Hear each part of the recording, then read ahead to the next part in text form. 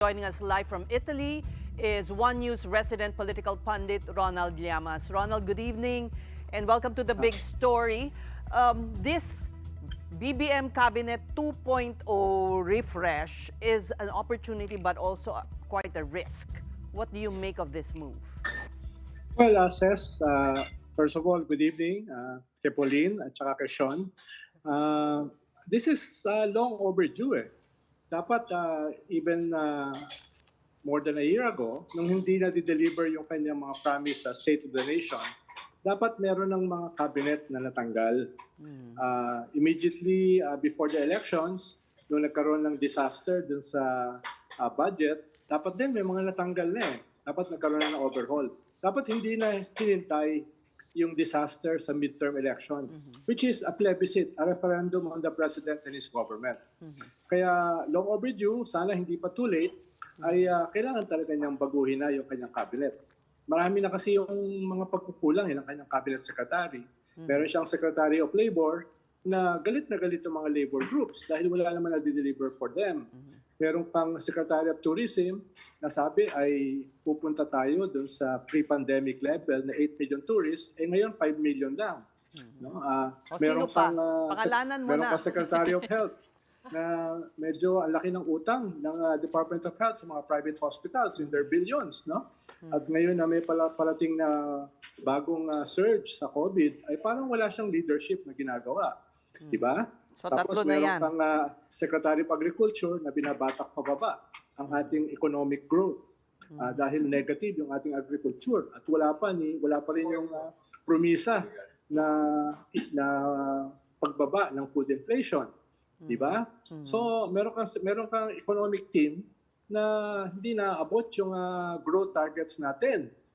Patuloy na bumababa, tapos napakataas ng self-rated poverty, record high. 63%. Tapos involuntary hunger is 28%. So ang daming problema ng bansa na dapat bago siya nag-accumulate ay napalitan na itong mga natutulog sa kangkungan, natutulog sa pansitan ng mga cabinet secretary. Dapat hindi na nangyari itong midterm disaster na plebiscite sa gobyerno at saka sa presidente. Kaya inuulit ko, this is long overdue. Dapat ina-assess bawat cabinet secretary regularly. Ano ba yung kanilang pagkukulang? Ano ba yung kanilang dapat ginawa? At with 115 million population, I'm sure marami tayong makahanap na mas magagaling.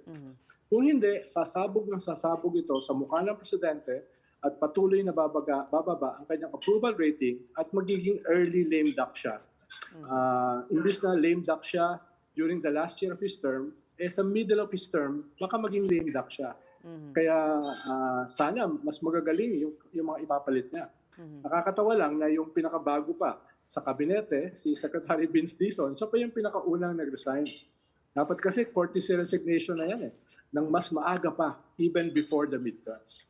Pero Ronald, yun na ba yung fearless forecast mo? You've specifically mentioned a few departments, of course, headed by their specific secretaries. Nabanggit mo, DOT, DOH, may isa pa, hindi ko na-note down.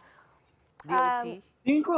Tingin ko mas marami pa eh. No? Baka kulangin yung oras sa show nyo para isa-isahin ko yung kanilang pagkukulang.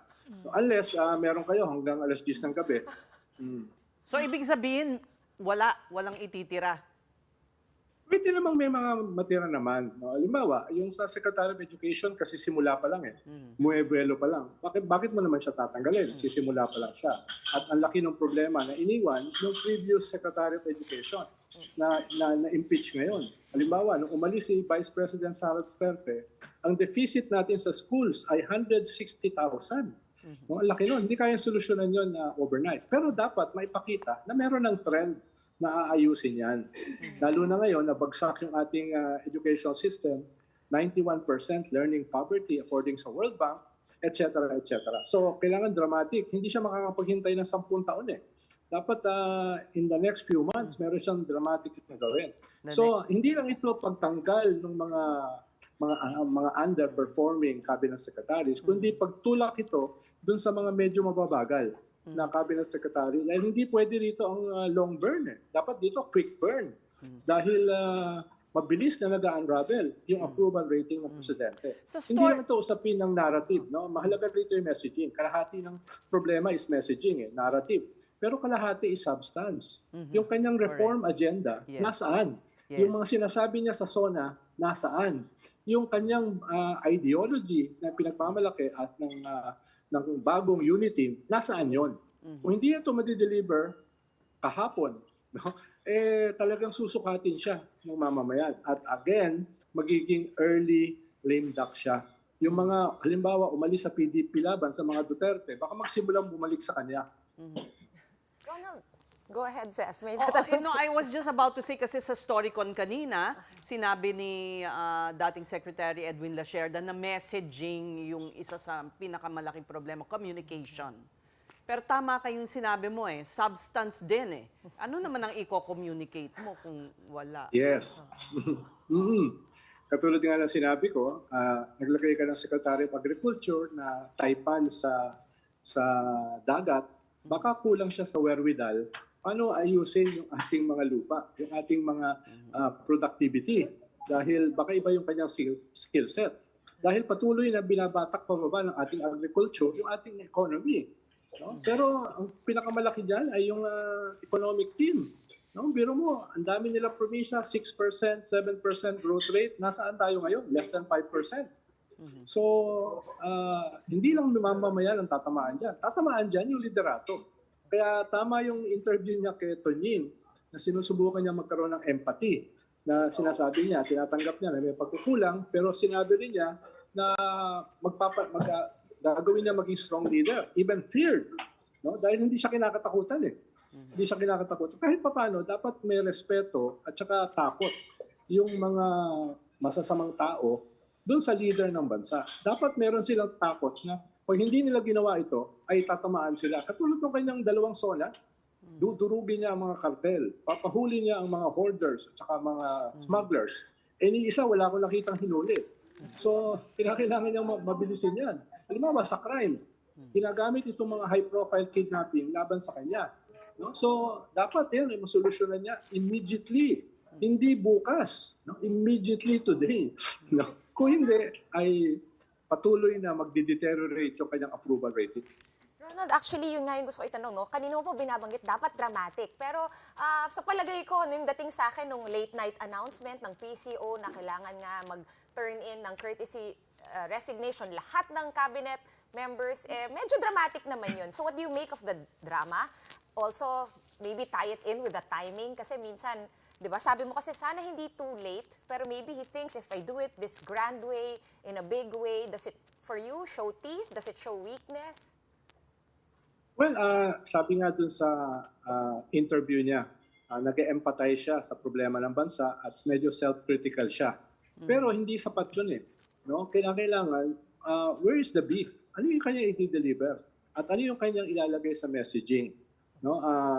Siyempre, inuulit ko, plebiscite yung midterm on the president, on his governance, kaya kailangan niyang gawin ito dramatically. Kung maalala mo, Sean, more than a year ago, pinag-uusapan na natin ito itong cabinet revamp. No? Pero hindi niya ginagawa Siguro dahil passive-aggressive siya, siguro dahil conflict-averse siya, siguro mabait lang siya, na inamin naman niya sa interview niya kay Tonyin. Pero kung ikaw ay presidente, hindi sapat yun Kailangan magpakita ka ng leadership, ng strength, at to some extent, kinakatakutan. Dahil ang daming problema ng bansa. Kung hindi takot sa iyo, yung gumagawa ng mga problema, lalong mag-deteriorate yung mga problema na yan. Kaya, But I'd like to follow that up with yung extending a hand of reconciliation. What was that about? Of course, tingin ko tactical lang yon para ipakita niya na yung exasperation ng mga tao tungkol sa mga away ay minimitigate niya. Pero inamin din niya the day after, nung sinabi ng mga Duterte na pabalikin si Digong sa Pilipinas, ang sabi rin niya, hindi pwedeng gawin yan dahil ang mahalaga kasi ay rule of law. So immediately, pagkasabi niya na nag-extend siya ng hand of friendship, sinabi rin niya na hindi pwede yung hinihingi nila dahil usapin ito ng rule of law. So nakikita mo yung kanyang balancing act sa messaging. Sinusubukan niya mag-empathize, ipakita sa tao na ayaw na niya ng masyado maraming politika, pero at the same time, meron siyang bottom lines. Halimbawa, itong usapin ng ICC, bottom line ito. No? At sabi ko nga nung isang araw, too much water under the bridge. hindi nakakayanin yung mga peace fillers sa mga Duterte dahil nasa ICC na si Digong, na-impeach na si Sara at ita-trial na siya. May mga criminal cases na nakasampa hindi lamang sa mga Duterte, mismo sa kanilang mga alipores katulad ni Harry Roque. Hindi mo na yung mababawi. Kaya more yung kanyang peace fillers ay tingin ko more tactical para ipakita na willing nang isacrifice yung kanyang sariling interest para lamang maging matahimik ang bansa. Pero alam niya, deep within, hindi na mangyayari yun. Ang mahalaga talaga ay magpakita siya ng strength, ng leadership, ng respect, pero at the same time, isang reform package na he means well, na meron siyang gagawin para sa gutom, para sa inflation, para sa trabaho, para sa sahod. No? Malakas na siya sa West Philippine Sea, pero hindi nila na-weaponize ng kanyang mga tao. Ang nanalo sa Senate ay pro-China. Diba? Yun yung nangyari. Hindi nila na-weaponize yung ICC case. Ang nagmukhang biktima pa ng human rights, si Digong.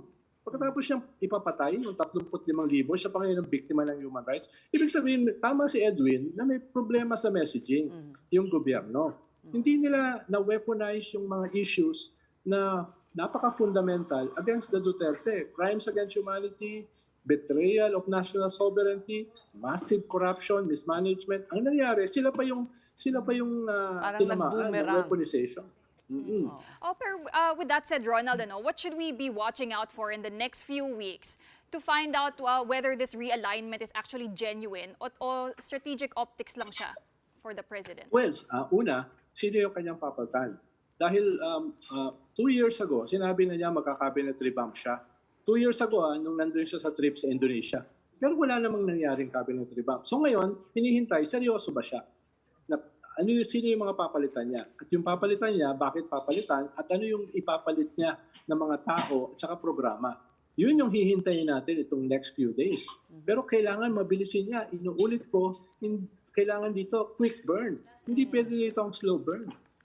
Kaya yun yung hihintayin natin in the next 1 to 3 days. Pero Sino Ronald, tatanggalin at sino ipapalit? what about the other current government projects? Sinabi na nga ni outgoing Senator Nancy Binay, she's worried that this would affect, kasi nga naman, 3 years pa ang natitira sa administrasyon ni President Marcos. What could that mean for those projects? Well, kung maayos kasi yung papalit, transition lang naman yan . No? Pabibilisin mo yung mga nabibimbi na proyekto. Halimbawa, sa Department of Transportation, ang ginawa ni Vince Dizon, yung subway project, pinabilis niya dahil muntik umalis yung mga Hapon . Dahil hindi yata sila nababayaran. So, ang pwedeng mangyari pa nga dyan, mapabilis yung mga big ticket projects na yan. Kung magaling ang ipapalit nila. Kung merong capacity para i-scale up yung leadership as well as programs ng gobyerno na nasa ngayon wagbagal o non-performing. So, kaya yun yung mahalaga . Sinong ipapalit? Paano yung scaling up? No? Dapat on another matter sa House of Congress, dapat maging active ang Pangulo sa pagpili ng next Speaker of the House. I mean, they always say they don't interfere, but they... Mahalaga rin yan, no? Mahalaga rin yan. Ang ibabalansin ng presidente ay political baggage at saka at the same time, sino yung may capacity na hawakan yung House. Paano wag mong kalimutan, a month ago, nagsasalita niya si Vice President Sara ng impeachment ng presidente. Imagine mo, baka mauna pa siya ma-impeach kung hindi niya hawak ang Kongreso. Ibig sabihin, balancing act yan between political baggage at saka at the same time, yung merong strength or wherewithal para kontrolin at hawakan ng Kongreso para hindi lamang ma-implement yung kanyang priority legislation kung hindi mapigilan yung pagtanggal sa kanya. Na nire-raise na ngayon ng mga Duterte. The possibility of impeaching him. So, yung Senate presidency ay yung speakership ay crucial dyan. Dyan mag-emanate hindi lamang legislation, kundi impeachment, any impeachment case. Mahalaga rin yung Senate presidency dahil nga mayroong impeachment na nakasalang. At syempre, ito yung kalahati ng legislative body natin, lalo na sa usapin ng budget. Kaya ang ibabalansin niya sa leadership ng Senate, leadership ng House ay ito bang mga leaders na ito ay sobrang bigat ng dalang baggage, pero at the same time, kaya ba nilang mag-govern? Kaya ba nilang hawakan yung Senate at saka yung Kongreso para sa layunin ng presidente, para sa mga proyekto ng presidente, at Sige. para protektahan ng presidente. Bago ka umalis, si Speaker Romualdez, baggage ba or kailangan niya talaga? Pag sa Well, tinamaan siya pagpabalanse, dun. Oo. Well, tinamaan siya doon sa usapin ng budget last December, tsaka last January, di ba? At ginagamit yung impeachment mismo ng campaign manager ng alyansa laban sa kanya na dapat daw hindi na nagkaroon ng impeachment at binili o pinressure mismo yung presidential son. Medyo weird yun, ha? Campaign manager ng alyansa, si Toby Chanco, sinasabi yung mga ganon na nagamit yung anak mismo ng presidente para pumirma at mamuno ng impeachment. So may ganong klaseng atake sa kanya. Pero at the same time, yung gusto bang pumalit sa kanya ay kayang hawakan ng Congress? Kaya ba ni Toby Chanco? Si GMA ba gusto maging speaker uli? No? Nakaalyado ni Sara? Si Albi Benitez ba ay feasible? Lumalabas din yung kanyang pangalan? Sino pa yung mga lumalabas sa mga pangalan? Kaya dapat Madaming yung landmine. pipiliin. Bago Sa yung GMA. Congress, Bago yung GMA. Exactly. Dahil pipiliin mo, dapat hindi masyadong malaki yung political baggage. Pero at the same time, kayang hawakan yung Kongreso. No? Baka mauna ka pang ma-impeach kaysa kay Sara. Ang sarap ng usapan, baka abutin tayong overtime, kaya magpapaalam na kami. Thank you so much for your insights, political pundit Ronald Llamas.